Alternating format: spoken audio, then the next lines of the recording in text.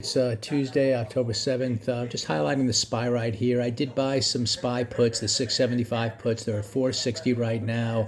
I bought those for my kind of core account here, and just looking at this opening price action, I think it could be the start of a deeper pullback finally. We're making on the daily chart new highs here, but every new high is kind of a red bar, so there is selling coming in at these highs. And now opening price action took out the high of yesterday and immediately paused and followed through lower. So I'm going to see, if this now move can take out the pre-market lows here. If that happens, we get below the midpoint of the prior day. That then targets an outside day to the downside. It's the early in the week where we're below the open of the week at that point, and we get to see if we can hold below the open and finally get a deeper pullback. You have the market at exhaustion risk.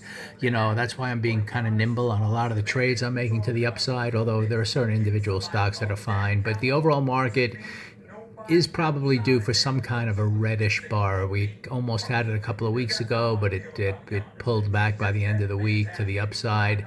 You could just see here at some point on the weekly chart after this big run up, there's going to be some kind of red bar, a little solid red that, either is red for the week or red for a week and then follow through into the next week with some targets here. So we're at all-time exhaustion risk, and again I just see these 4 days of highs that are forming red bars along the way, showing there is a little selling coming in. Now on one hand, that's kind of a wall of worry, and the trend can continue higher, but I just see this particular price action today compared to taking out the high of the previous day then failing as possibly the start of something a little bit bigger. So I wanted to buy the puts in here and just see if this whole domino effect can take place, taking out the pre-market lows, then outside day to the downside, and at some point here getting some higher highs and lower lows. Even if we're going to resume higher, you can see kind of a trend line in here. We can pull back a little deeper, and